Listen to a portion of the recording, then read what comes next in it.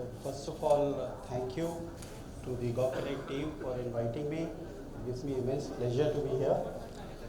Uh, Shri Biswaranjan Samalji, Additional Chief Secretary, Government of Assam.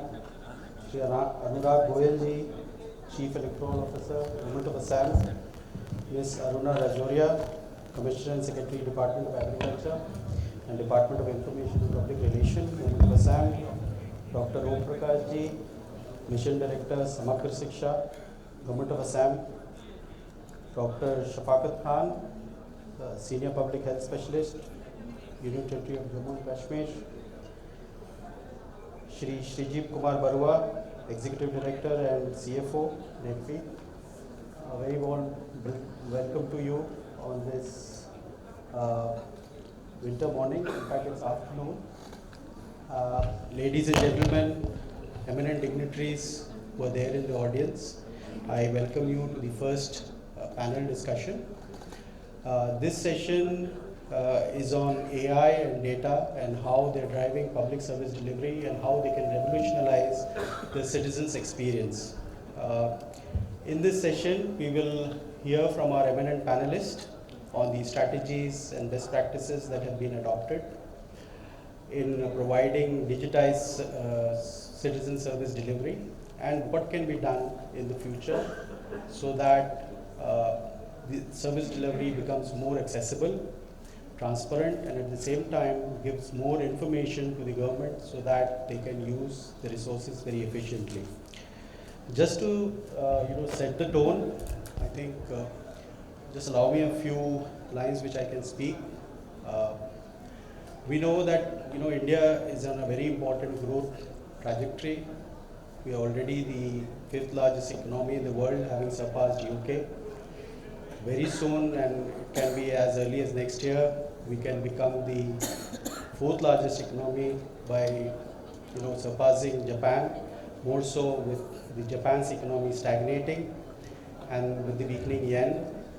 And what is actually not very much highlighted is the cornerstone for this growth is digital transformation.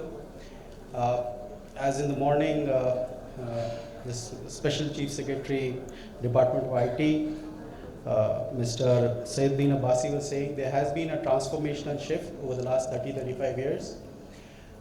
India is actually the largest network of DPIs in the world.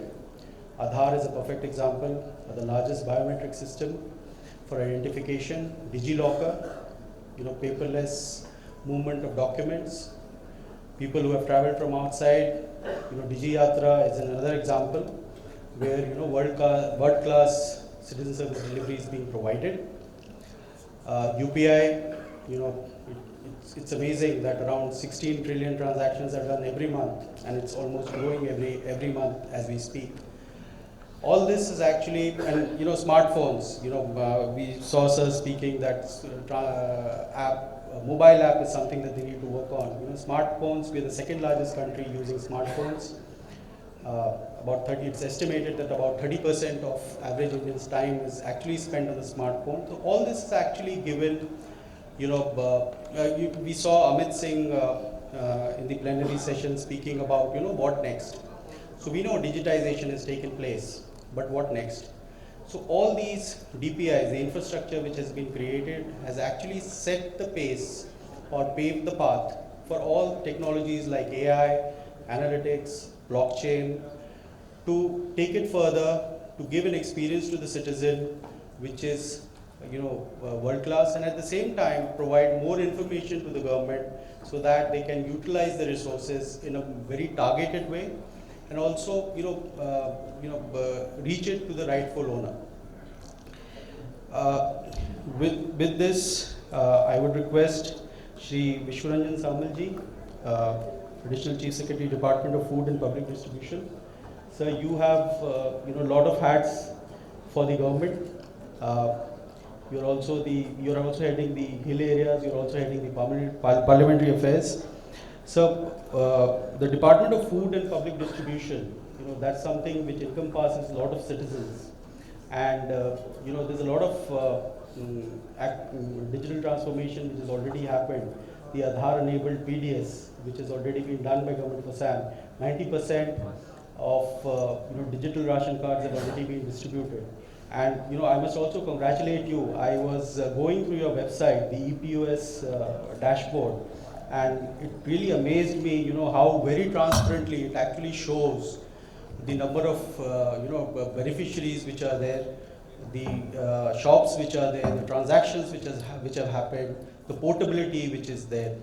There's also the scheme of smart PDS which Government of India is there. So, sir, we would be very enlightened if you can share with us, what has been the initiatives that have been taken, what are the learnings which are there for us, in terms of digital transformation, and way ahead, what are the things that are being planned to make service delivery to the citizens much more transparent, robust, and accessible. Thank you. Regarding food and public distribution, as you correctly said, there has been a lot of transformation. In fact, in Assam also recently we have seen the pace of transformation quicken from 2020 onwards, when the decision was taken to implement FPS automation project and computerization of the entire end-to-end PDS computerization project. We have around 2.5 crore population who are covered under NFSA, National Food Security Scheme, who receive food grains from Government of Assam. And at the country level, it is around 80 crore people who are covered under NFSA and receive food grains free of cost from government. Now, one problem with this database of the ration card or the beneficiaries was that it was not possible to authenticate through Aadhaar because Aadhaar seeding was not there. So one of the important steps taken by government was to ensure Aadhaar seeding of the ration cards. And this was taken up from 2020 onwards. And in very quick time, we have achieved close to 99.5% of the Aadhaar seeding of our beneficiaries. And during the process of Aadhaar seeding, it was possible for us to eliminate the bogus ration cards, the non-existent persons or duplicate ration cards, because we implemented it through the EPOS device. So electronic point of sale device. In each of we have around 34,000 fair price shops. And the fair price shop owner visits each of the beneficiaries in the village, and then with the Aadhaar, the seeding is done, biometric authentication. And this ensured that there were close to around 25% of the entire database which could be cleaned up by this Aadhaar seeding process. About 55 lakh beneficiaries' names were there which were deleted because these are duplicate or these are non-existent or these are bogus. And this paved the way for addition of around 55 lakh new beneficiaries. So that in monetary terms it comes to around 1,200 crores of food grains per year. So that is the kind of savings, around 25% of the total subsidy amount which was being wasted and which now could be channelized to the proper beneficiaries. So in January this year, we included around 42 lakh new beneficiaries, and currently we are in the process of including another 20 lakh beneficiaries, and we are aiming at close to 60 lakh beneficiaries being added to the database because of the Aadhaar seeding operation. Then second is we installed EPOS device in each of the fair price shops, and then every beneficiary who comes to receive his entitlement of food grains has to authenticate himself biometrically on real-time basis. We have the software at the national level and dashboards at various levels, and as soon as he authenticates himself, it connects to the Aadhaar website, and on real-time basis the authentication takes place. Once the authentication is successful, then the beneficiary receives the food grains. And we have achieved close to 97% Aadhaar authenticated transactions, and which is quite remarkable because we started from around 10% about 1 year ago, and we have quickly achieved around 97%. And we could have achieved more because we have some hill areas issues like places like Dima Hasao, 𝐃𝐢𝐠𝐢𝐭𝐚𝐥, where the connectivity is still an issue in some of the villages. And sometimes the system doesn't work there. That's why we are unable to achieve 100%. But 96, 97% is a big achievement for a state of Assam. And here also, because one of the important objectives of all this digital transformation is to ensure that the citizen receives his entitlements. In this case, the beneficiary who is entitled to let us say 25 kg of food grains per month. And we must have a system which ensures that he receives the full quantity of food grains and in a timely manner as per the entitlements. And this has been possible because of the end-to-end computerization, then installation of ePOS device, computerization of the ration cards, and on that, because of the infrastructure that has been created, we have mounted the scheme nationally, ONORC, One Nation, One Ration Card. So that ensures that the ration card held by somebody in Assam is portable nationwide. He can go to Kerala for his work and other related activities. He can draw the his ration from any ration shop around the country. And there is no requirement even to carry the ration card. His Aadhaar number is sufficient because he can visit any ration shop and then authenticate himself using the Aadhaar, and he can collect wholly or partly his entitlements. It also allows the family back here because it is on real-time basis. Suppose he receives around 10 kg, which is reflected in the portals and captured by the portals. So the family here can receive the balanced food grains, let us say 15 kg. And that is the beauty of this system. And because of the COVID and other issues and migrant workers, and this has been really a good thing for the entire NFSA community. And one important task of this benefit of this portability is the power it has given to the consumers. Previously he could not change his ration shop from A to B. That process was very cumbersome. Now he can easily change. He has the power to choose any fair price shop in the country, not only in the neighborhood, but anywhere in the country. And he can automatically do that, and he can exercise his choice. And this has forced the fair price shops to behave better and to provide a higher level of service to our consumers.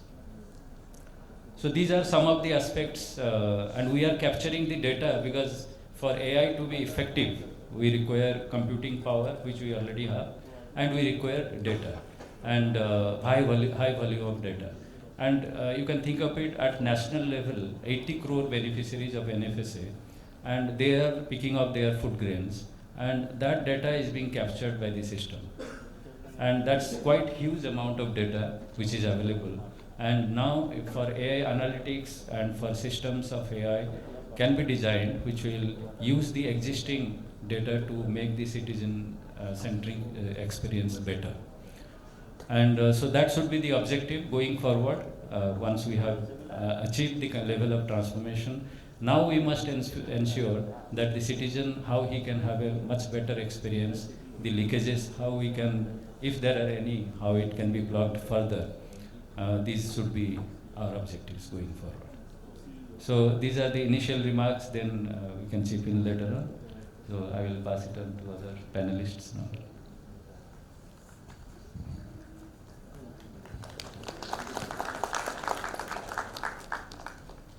So I'll quickly move to Shri Anurag Goel ji, Chief Electoral Officer, Government of Assam. So you have probably the mammoth task of logistically managing moving man, machine, monitoring the booths, voter registration, verifying their identities, and all that with a very big media glare which is there. There is no room for error. So probably, sir, you have your task using of technology.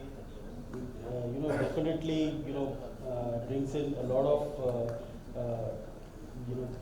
efficiency in what you do, and also protects you from a lot of routine tasks which were earlier done manually, so that they can be done more accurately and on time.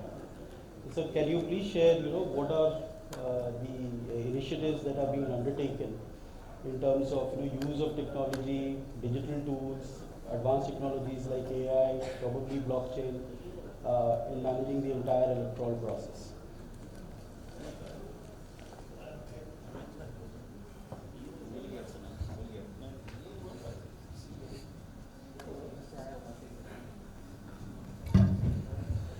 Thank you.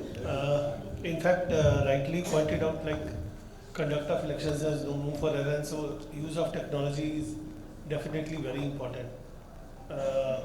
First of all, thanks to Election Commission, that Election Commission has been using technology from the very beginning. And if we see these days, any activity under the conduct of elections, starting from the preparation of electoral rolls, whether people apply for the inclusion or deletion or modification, or making logistic plan, making the vulnerability mapping, doing the AMF of polling stations, everything is done through a dedicated software which is developed by NIC. But at the end of it, what happens is that through this forum, I will request the honorable MPs that please bring a change in the Representation of People Act, that Aadhaar should be made compulsory for the electoral roll, because that will be a game changer.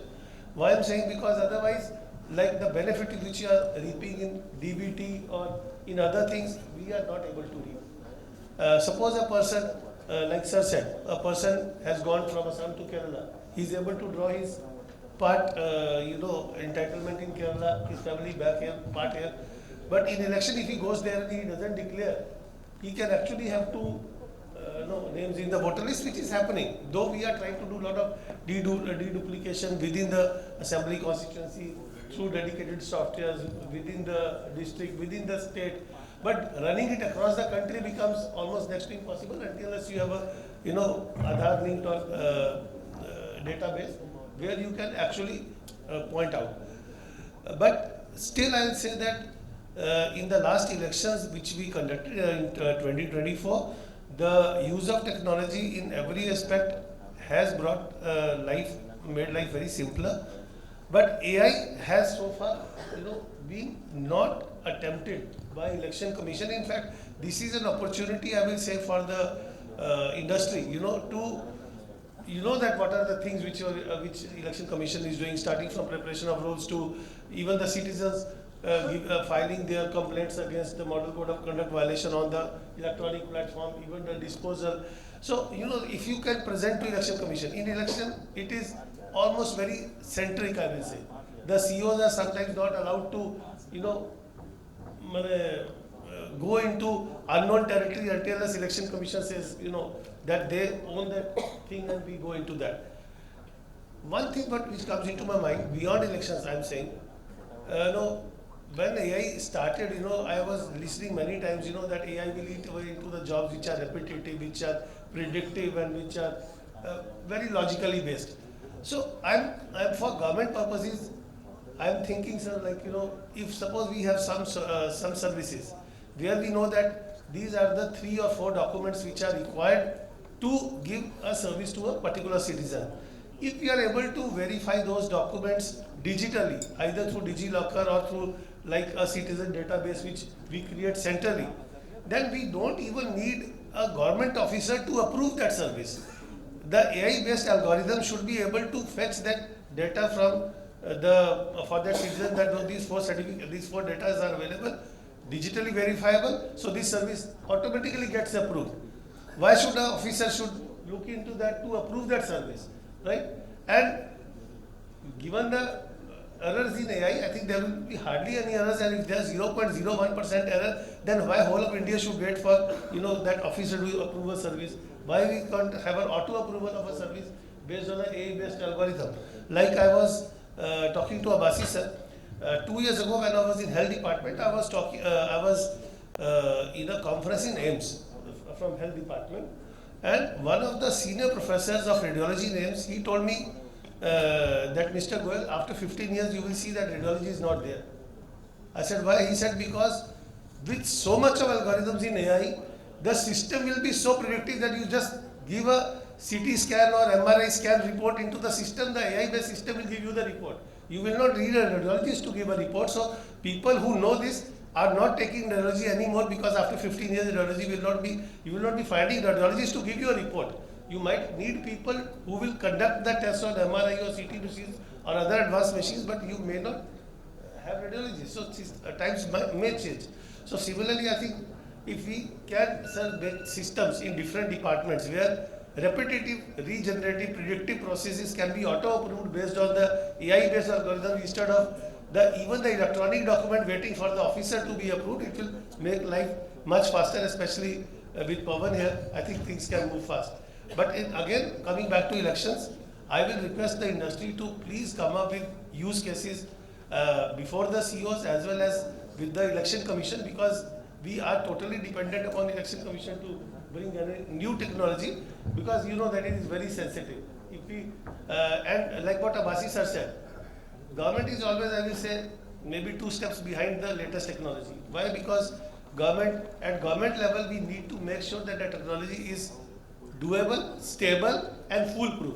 Because in government we cannot have that use case fail ho gaya. Private mein you will have use cases and then maybe okay, there you dump it, you do the next iteration. But in government we can't do that. So that is I think way forward.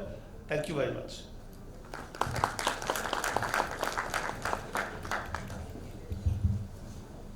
Sir.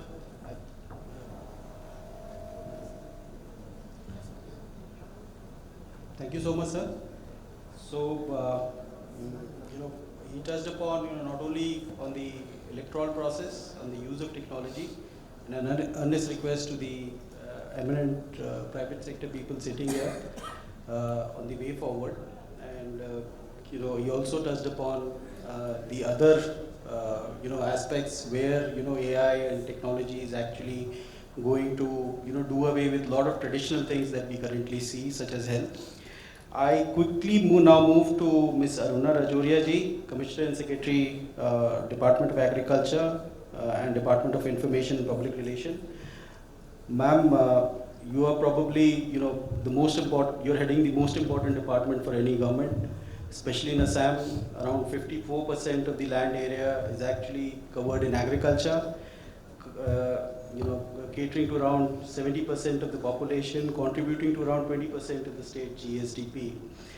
And this sector has got immense scope for use of technology, AI, and there's a lot of startups which are already doing. Government itself is doing a lot of things. In terms of weather advisory, in terms of decision support systems for identifying crop diseases. Ma'am, your state itself has actually, you have already started on a very marquee initiative of rolling out the agri stack for the state, encompassing a lot of things which would touch lives of ordinary farmers, and which will pave the way for improving the farmer productivity as well as the social upliftment of the state. So, ma'am, it would be we would really like to be enlightened with what is the vision, how you would like to go forward with these initiatives, and what is the way ahead for agriculture. Thank you. You gave a brief introduction which kind of touched upon a lot of aspects of what is going on, and I believe everybody sitting here, most of you at least, would know what is going on with the Agri Stack and different other initiatives which are being taken. So Agri Stack is basically nothing but a set of a lot of databases we are trying to create which can talk to each other, and then there can be some kind of predictive analysis of a lot of things that are happening or are going to happen in agriculture. Now, for instance, currently, and which even Anurag sir was saying, the biggest problem of all databases is the availability of a common identifier. Now, each of the department, whether it be health or agriculture or perhaps education, everybody, or even food and civil supply, and I believe that is true for most of the departments which are not providing any benefit, because with Aadhaar the challenge is that it can only be used when the benefit is associated. However, with any other system where direct benefit is not associated, you would have to create an entire data set. And thereby we are all in a very decentralized manner, which is good or bad. I don't want to comment. Each has its own benefit and pros and cons. So yes, so different sets of databases in place. How AI can be transformative is that in the front end, even if Aadhaar is not being read by the user, the AI analytics can actually associate it with the Aadhaar, kind of hide the Aadhaar and used the data or the identifier which has been provided by that particular database, and the common identity can actually be verified at the back end. So that is something which we look forward to in huge terms, because different data sets, unless they talk to each other, the kind of movement of services or the responsiveness in the services that we expect would not be there. As far as agriculture is concerned, we are doing digital crop survey, which is the first step which has been taken this year, whereby each and every plot of land has been linked up to the state ROR, which is the record of right, and with each plot of land with the ROR and the farmer. So thereby we know who's the cultivating farmer, we know what kind of crop he is doing, and we also know the extent to which this crop is being done. So you can actually kind of do a kind of calculation saying that this is the kind of production I will have in, say, paddy or mustard or potato, and thereby I can do some preparations for the markets which are coming. I can also have analysis of different markets, which we are currently doing.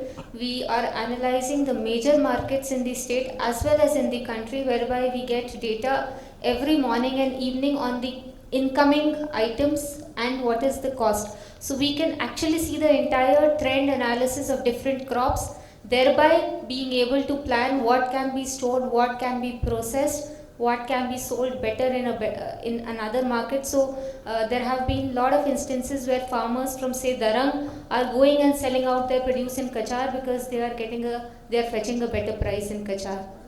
The second thing is, while doing cultivation itself, the kind of soil that is there, which is being done through the soil health cards, and thereby the farmer can actually assess what is the requirement of fertilizers and other necessary micronutrients.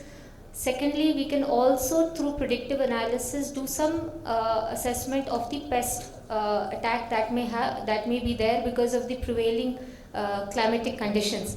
That is in the offing. We've not tried it yet, but the pilots are we are working on the pilots. So suppose if a farmer gets to understand that, okay, this is the kind of heat, temperature and humidity which could lead to a pest attack, he would be able to plan for the pest attack better.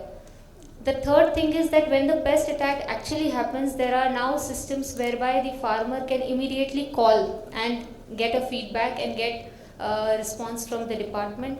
There are also systems whereby what kind of crop is best suited to his kind of soil, that kind of prediction can also be given to the farmer, and he can actually plan his production accordingly. So these are a few initiatives in the agriculture department, but generally speaking of citizen transformative services which can be made available. Now, data is the new fuel that everybody says, and AI is the new accelerator. So that is true, But that is true because when there is a common identifier, when the data sets speak to each other, and based on it there is innovation.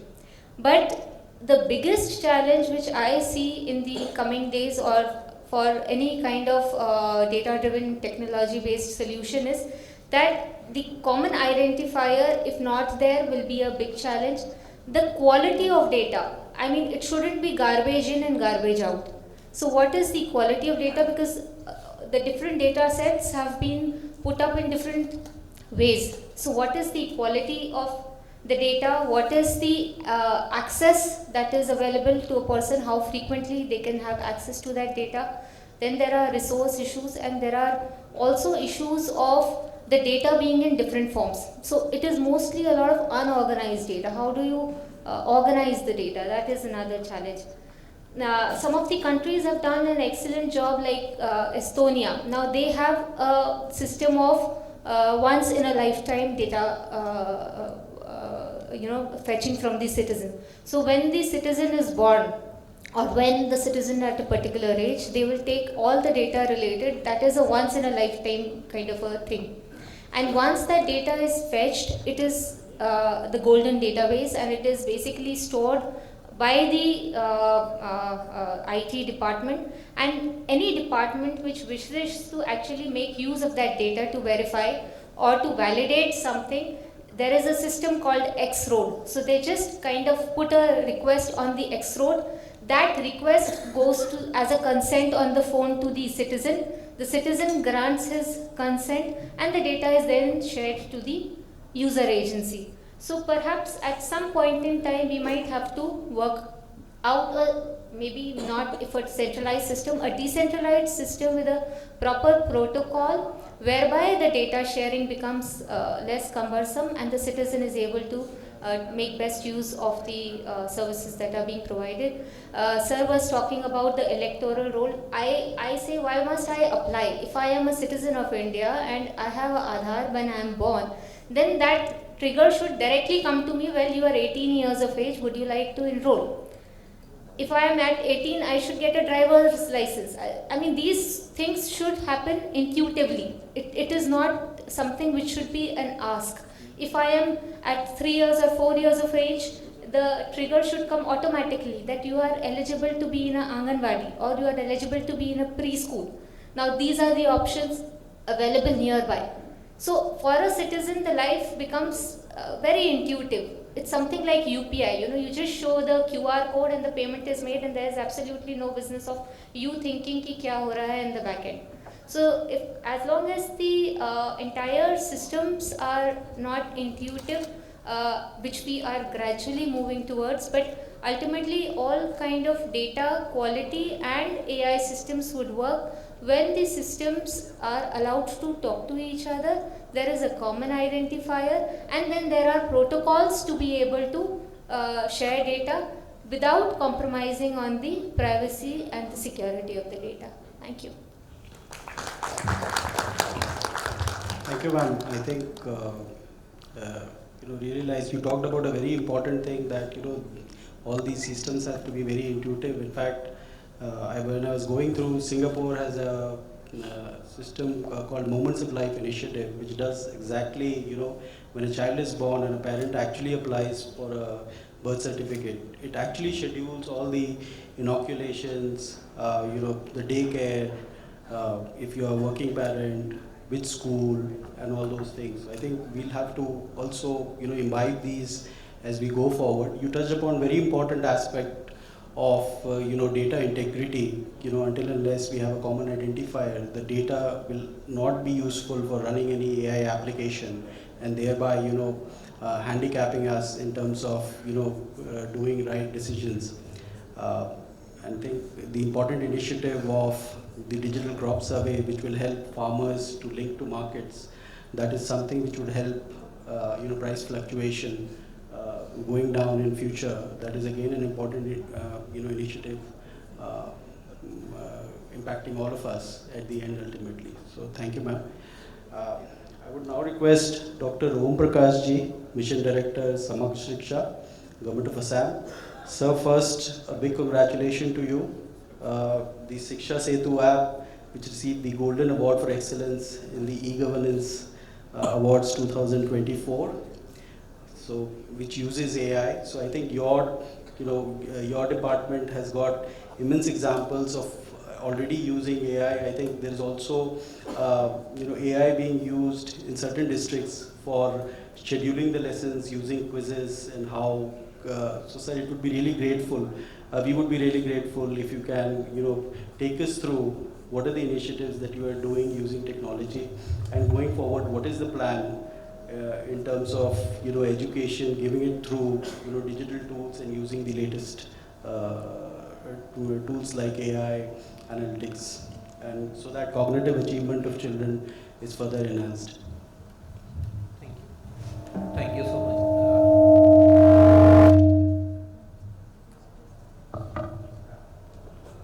Thank you so much. Good afternoon to all. What we are using, as he has mentioned about the Shiksha 𝐂𝐤𝐠𝐬𝐿, what we are using in the Shiksha 𝐂𝐤𝐠𝐬𝐿 is a combination of the artificial intelligence as well as the normal IT part. Why we thought about that is that there are certain issues which the department was facing. Mainly, practically if you ask 2 years back or 3 years back, how many teachers do you have? Or answer in the morning will be different, afternoon it will be different, and evening it will be different. How many students do you have? You never come to you can say even in lakhs figure will not be the same. So against this background, we want to have some solution that we don't know the exact number. We don't know how many students are there in the system. We don't know how many teachers are there. Actually, whether the teachers are going to the schools or not. So these kind of issues were there. Mostly if you see in many states when we sit in the education department meeting, common issues is to see the teachers are teachers absenteeism is a big issue. Then you can say the proxy teacher is there, that the teacher is not coming, someone else is teaching on his behalf and he is not qualified enough. So ghost student, there are a lot of complaints of the ghost students in the system was there. So what we came with the AI based solution, that is a facial recognition technology. Under this we registered each and every students and each and every teacher for once. After that the attendance is being taken on the daily basis using the AI technology, the facial recognition. For this purpose, we have given 51,000 tablets to the schools, that each and every school is having from 1 to 5 tablets, depends on the number of the students. Now, what happened when we start doing the registration, and we came when we doing the registration, and we found that the total number of students, which we were collecting the information earlier, and now it has come through this AI. More than 4 lakh students has come down. So the 4 lakh students, you can say the practically ghost students, either they were not there or they were, you can say, enrolled in more than one school. So when we calculated that how much we are going to save from that, and our calculation was we are going to save more than 100 crore rupees per annum just by using this technology. And we have just spent 10 crore rupees on that. So whatever we have spent on the development, you can say hiring this, you can say services, we are recovering it within less than 1 month time. Second thing was the other than ghost students, second is teachers absenteeism and the proxy teacher. Now because it is a AI based and facial recognition, we have made it geo-fenced also. So now it is compulsory for the teacher not only to come to the school, he can't hire now, he has to come to the schools, and we are taking the attendance twice a day, in the morning as well as while you can say school is over, so twice he has to make the attendance.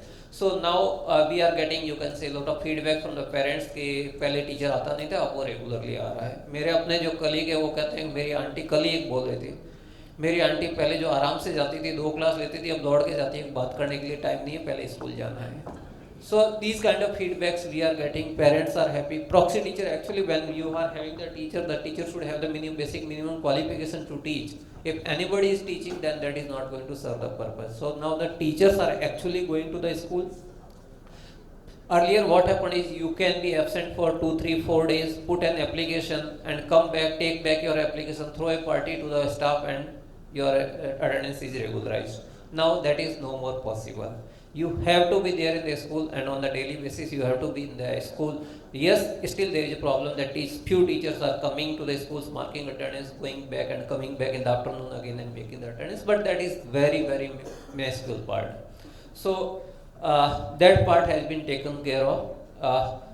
Third, if you see, these are the two major, you can say, part of the, you can say, AI-based intervention.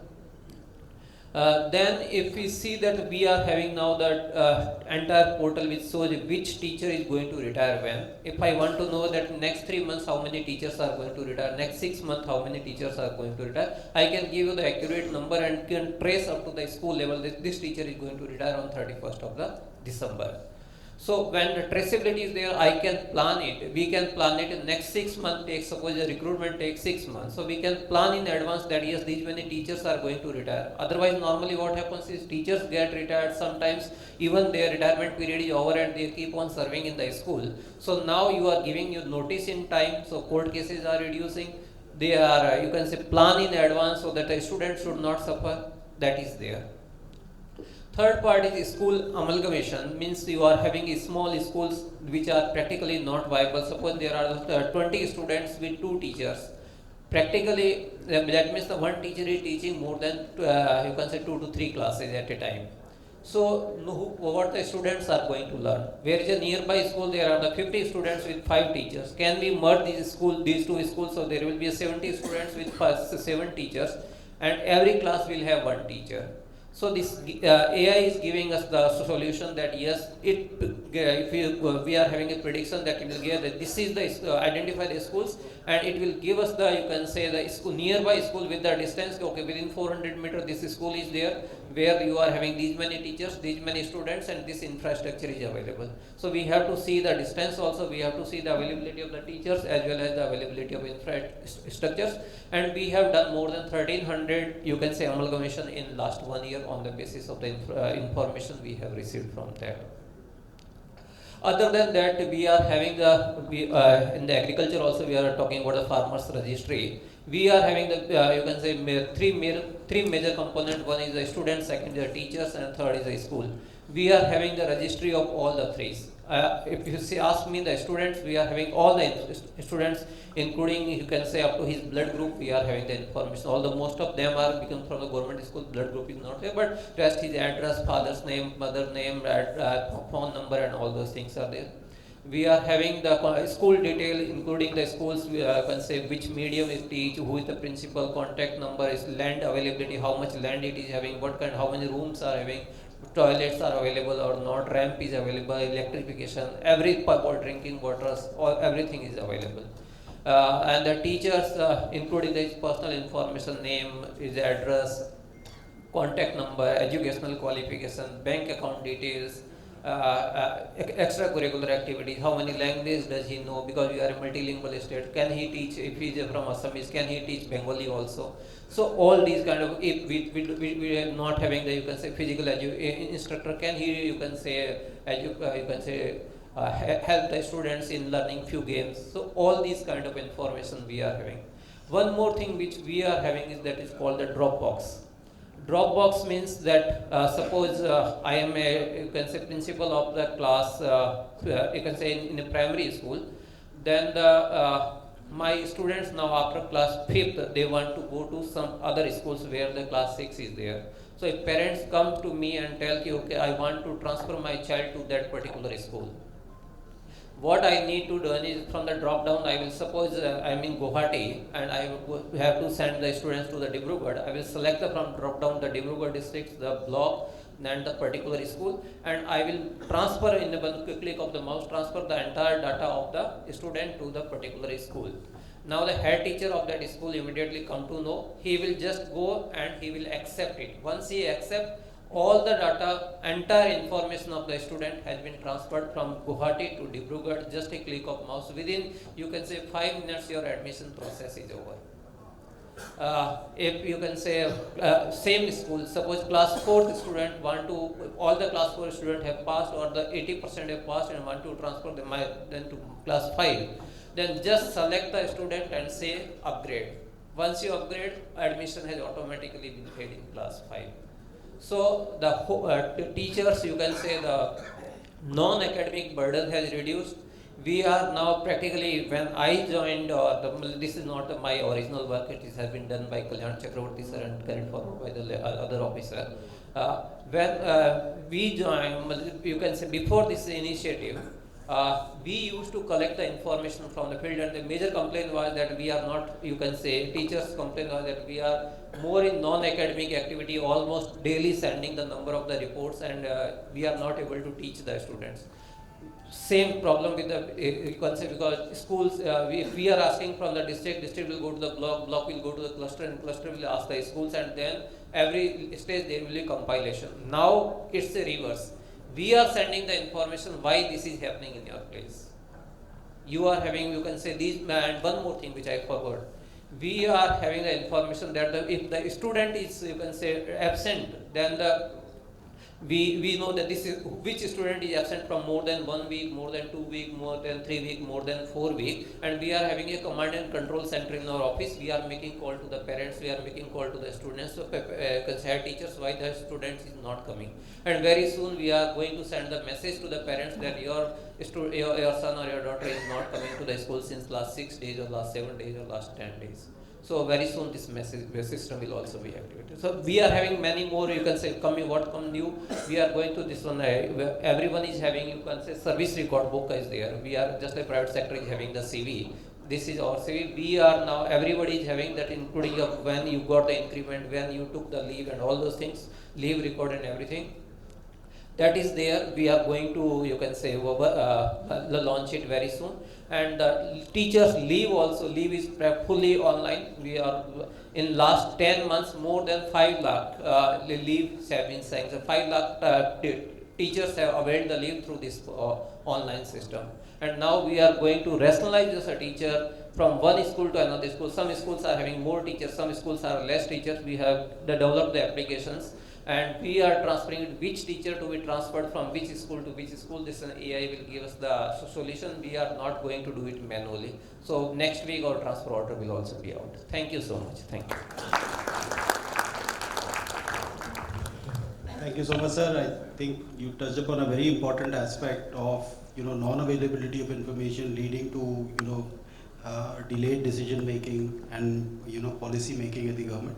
I think the information that you have, the app that you have developed is really marvelous in terms of getting the information. The entire information is with you, and you are pushing down below so that all these issues of student absenteeism, proxy attendance, teacher absenteeism, infrastructure, schools being overcrowded, addressing all this. This is really remarkable. Thank you so much, sir. So I would now move to Dr. Shafqat Khan. He is the Senior Public Health Specialist, Union Territory of Jammu and Kashmir, and he is heading the AI initiatives across health, ease of doing business, and across a lot of other things for the state. Sir, your state, for the Union Territory. So, sir, your Union Territory has actually already taken the step ahead of digitizing health records and developing a predictive model so that they can advise patients on what can be the healthcare path. And you're also working with the private sector. It would be nice to hear from you in what is the vision and the plan about all this, and what is the way ahead. Thank you. I would dwell upon two aspects: what is and what needs to be. The first element is that Jammu and Kashmir has been on the forefront of implementing digital transformations for the last 1 decade. And to your surprise, we have around 1100 e-services online for the citizens, and this has been done for creating ease of business as well as the ease of living for the citizens. Most of the citizen to government initiative C2G and rather even G2G, when we say that our e-office platform is so robust that I anticipate it to be one of the best in the country as well. And we have assimilated and connected the district headquarters, the directorates to the civil secretariat in Srinagar and Jammu. The Darbar move, which was there many years back, has now taken a new shape. It doesn't, it is not like that. There's no Darbar move. Officers only at the administrative secretary levels move to Jammu and back forth. But the e-office has given us the leverage to give up with that very huge cost factor which was involved in the Darbar move. That the entire machinery would have to go from Srinagar to Jammu and back forth. Having said that, I would also want to bring into a notice that we have great figures in healthcare. I will dwell upon the healthcare of the UT of J&K. You will be amazed to know that we have 100% immunization. We have 100% institutional deliveries in J&K. It is an eye-opener. Our infant mortality rate is around 16.5, which is much lower than the national average. Our total fertility rate is much lower than the national average. That means we are producing less babies in J&K. So this means literacy rates are correspondingly very high, and people understand the repercussions of increase in population. So having said that, where is artificial intelligence going to fit our system? The Ayushman Bharat digital mission was launched by the Honorable Prime Minister in the year 2022 with an aim to digitize the entire landscape of healthcare in the country by having a unique identity which is called the ABHA, Ayushman Bharat Health Account. And this health account would integrate your entire health records into a repository wherein you could access it from any place across the country, whether it be private or government, any institution, any clinic, any single doctor clinic. So this was also part of the PMJY, which is a robust health insurance scheme launched by the Honorable Prime Minister himself. And Jammu and Kashmir luckily has the universal coverage for every citizen of around 5 lakh rupees. And this 5 lakh rupees is his total insurance for 1 year time. This has proved to be a very, very great success story for J&K. And it has overwhelmingly taken over the very poor class of our society, for whom access to healthcare was a huge problem. Accessing healthcare would lead to financial debt. Families would go into colossal losses. They would sell their land, their ornaments, their jewelry, everything when they would enter a hospital.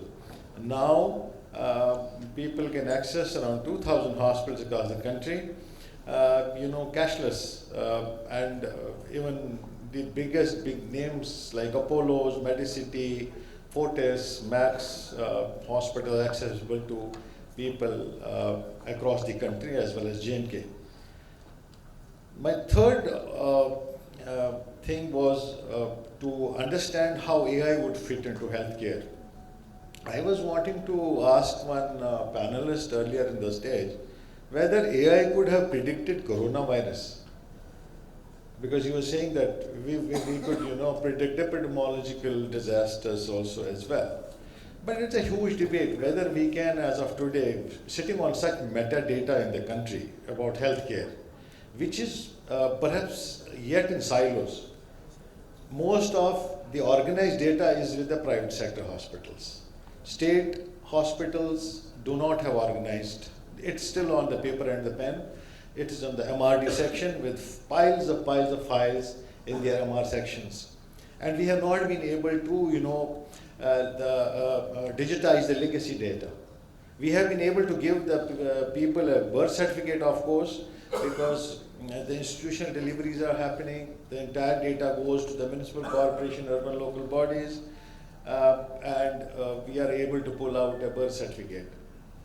But then most of our data lies with the private sector. Now, the government sector data is on in silos in MIS systems available across the country, again in silos. Now, having understood the importance of health statistics and data, no one in this country would want to share his health statistics without his consent. As one of our panelists, madam, said, in Estonia, they have developed a very robust system. They do the first entry-level, examination, and they take up the entire data of that person. Like that is how healthcare should have happened in the Ayushman Bharat health system as well. That there was a day zero where you could enter your data and then put up the legacy data back in PDF format or whatever format. And then from that day zero onwards, the assessment of your history and your patient records would take place.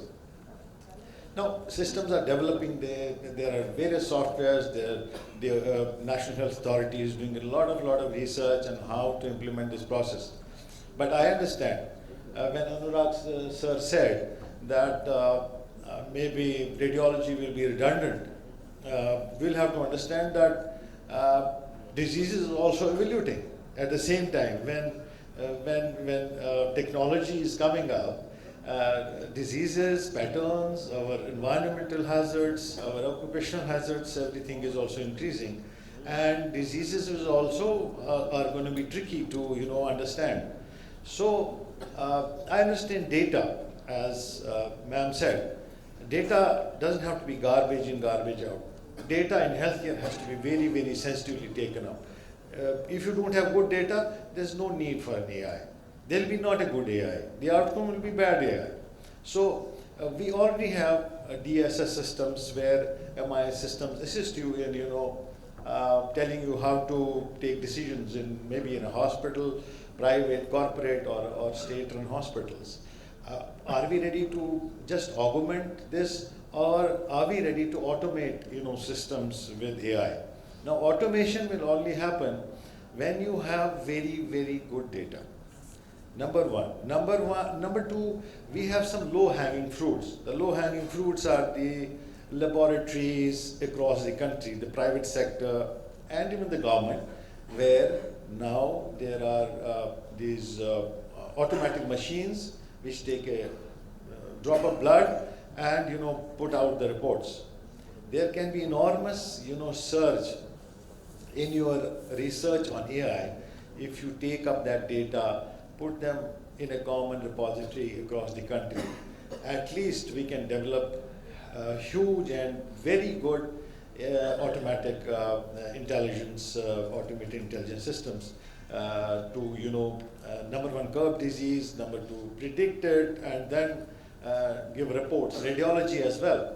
All radiological tests, we have gone to digital X-ray as well.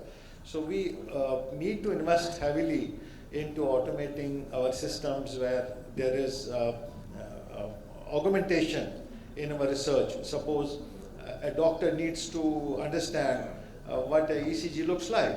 I'm telling you, I'm a medico myself.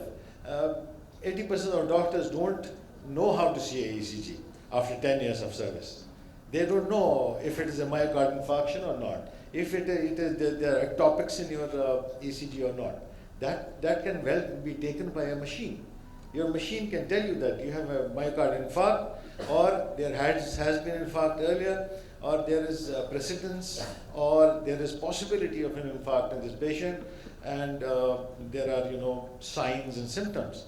So I think smart innovations can give us a great leverage for use of AI in healthcare systems, and I am sure that there's a section of the health industry which thinks that they'll be replaced by AI. It's not going to happen. In AI, it is going to be a great tool, you know, to automate processes, but back end, you will have to have doctors, nurses, paramedics in your systems who will play a huge role in this entire process. And I feel that AI also will push our healthcare to a large level on the global scenario. And we will be able to already, I feel we are leaders in healthcare delivery and in the pharma industry across the globe. If you look deeply into the issue of healthcare, I think health in India is much better than health in Canada and US.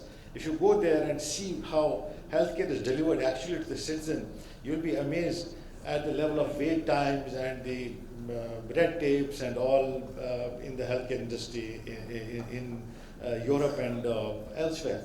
So here we have access to healthcare in a very seamless manner. It sometimes takes time at the OPD, the ticketing process, these certain logistical gaps.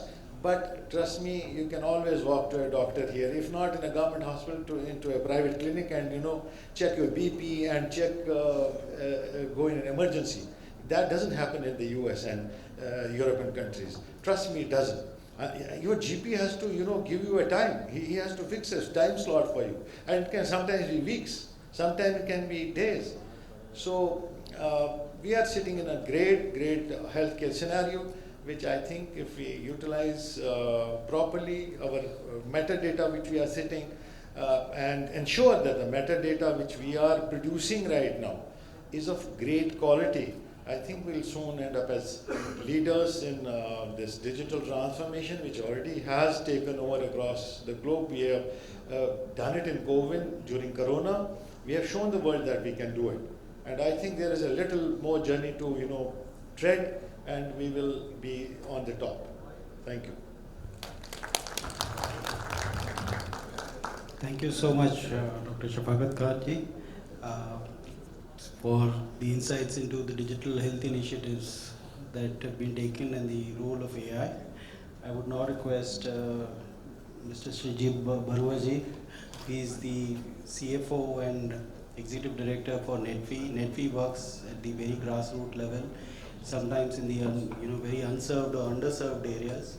And I think you have recently launched an AI initiative which is actually helping reduce the processing time of loans by about 60%. So it would be really very nice to hear from you what are the initiatives that you are taking while serving the grassroots level.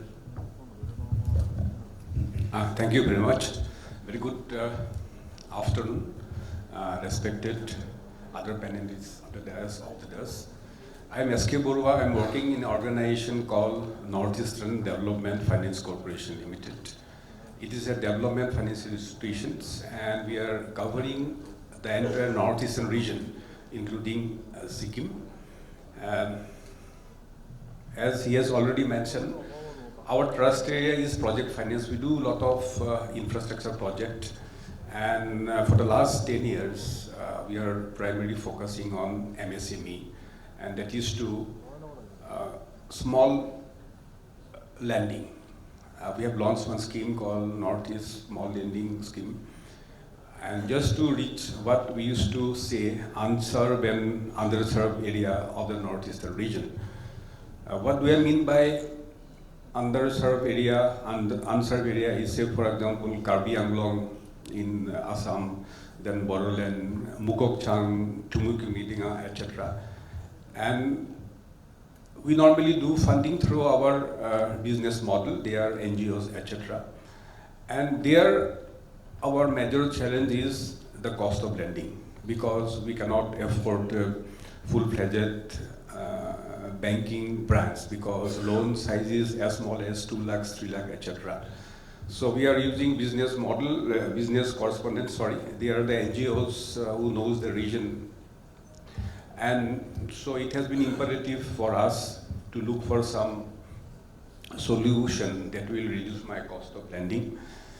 And For this, we have just started the process of using artificial intelligence so that everything happens over your mobile phone. Sorry, mobile phone, and we are about to launch this new application from February of the month. And if you see our portfolio, we do lot of microfinance, small lending. Ami mohila hobolikaronar karone kaam kori asu.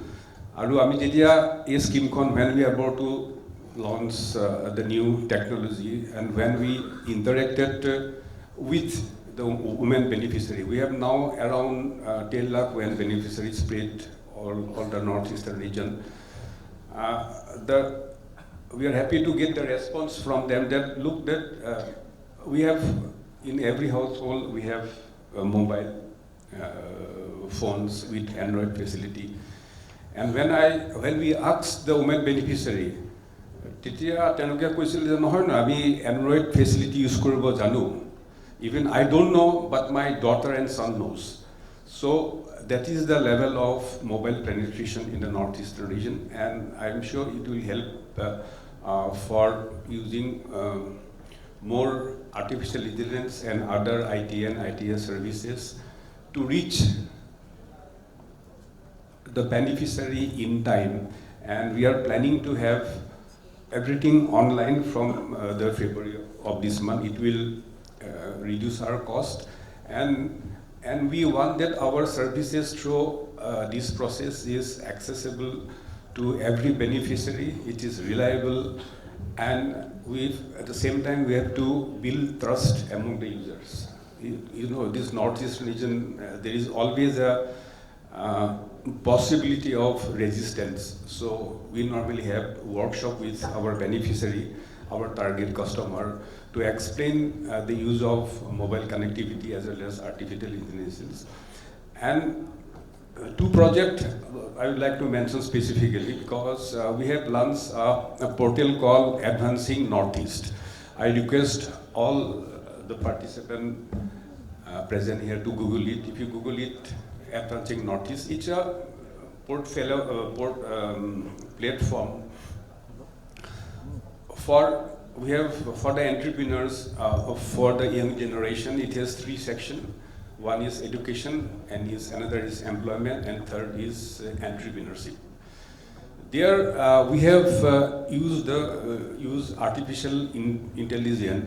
So any vacancy in the northeast, state government, central government, public sector undertaking, we pull the data from the respective ministries' website on real-time basis to the Advancing Northeast, so that people, those aspiring for the job, they know about the recent vacancy in various governments and state government, central government, as well as public sector undertaking. And number 3 is that 2 months back we have launched another portal called NERES, Northeastern Region Agri Horticulture e-marketing platform. It's basically matchmaking between buyer and sellers. And the beauty of the portal is that we are trying to provide services also. Say for example, somebody wants to buy something from Delhi. Right now we are dealing with product like kiwis, vegetable, etc. Someone wants to buy something from Ajar market, remote place, say Fuchero in Nagaland, they can use the portal and they could have access to the vegetable, fruits and other product. And we have started in a very small way. Right now we have crossed our business volume of 2 crores. But at the same time, to have a meaningful impact of this portal, we are handling from the beginning. We have 2 marketing executives in each state. They are helping the buyer as well as seller for advertising. These are the 2 examples where we are using artificial intelligence. And we have a fund called Northeast Venture Fund. It's a sector agnostic venture fund. We have already sanctioned 69 projects for various startups based in northeastern region. One criteria is that they should have some connection in northeastern region. And majority of them either doing artificial intelligence or blockchains or what they call it, virtual things. Some things they explain, they give us a very, in the forecasting what is going to happen in the future. And good thing is that a lot of people from northeastern region, Assam, especially Assam and Manipur, they are doing very good work in artificial intelligence and machine and blockchain, etc. Through this fund, now they are coming back. They've started doing some good work. Some is doing in what other speaker has said about how to take blood sample for blood sugar, and one is doing in medical transcription. Someone is in agriculture, the drone technology, etc. And what I want to say is that before we want to do something on artificial intelligence, we should know the requirement of the citizens, and it should be a reliable and some amount of trust. And of course, there are some challenges and issues to be raised. My other speakers have mentioned about reliability of data. And one more thing is that if we see the ecosystem for implementing various AI, we have IIT Guwahati, then NICs, etc. They are doing very good work. I feel there is a need for public-private participation and how we work together with the institutional framework. Can we have some hub of AI services, more training requirement, and the beginning is good, but lots needs to be done in the future so that the benefit of artificial intelligence reaches to the citizens of the northeastern region sitting in remote areas where there is another problem of broadband connectivity. If you go to the bordering state of Manipur, Myanmar, etc., there's issues of broadband connectivity. So these are the issue, but if you see last 15 years, as my previous speaker has said, good thing is that UPI is a good platform. Aadhaar, we are making use of, when we sanction loans, we need to complete a lot of process. This identification of borrower, credit information. Now under the new system, through artificial intelligence, we are pulling all the data in our software. Now earlier we used to go to the courts for getting land document, etc. But through this now online everything is possible.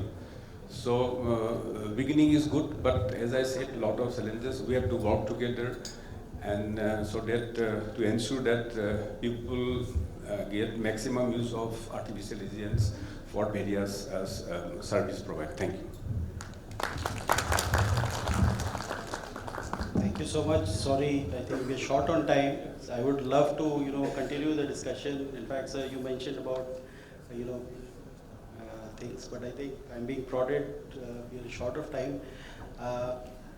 So I think we have got a lot of insights into various sectors and the use of AI and technology, right from food distribution to agriculture to education, health, microfinance to electoral system. Which actually gives us, and all the eminent panelists actually touched upon, what are the critical issues that this has to function and that we need to look out for. I think there's a lot of takeaway that we have from this session, and it will be good that if we, going forward, imbibe that in, whatever we do, so that, we bring about a meaningful change and take the public service delivery, which is already, has taken a digital transformation, but to the next level in terms of giving a really world-class experience to the ordinary citizen. Thank you so much.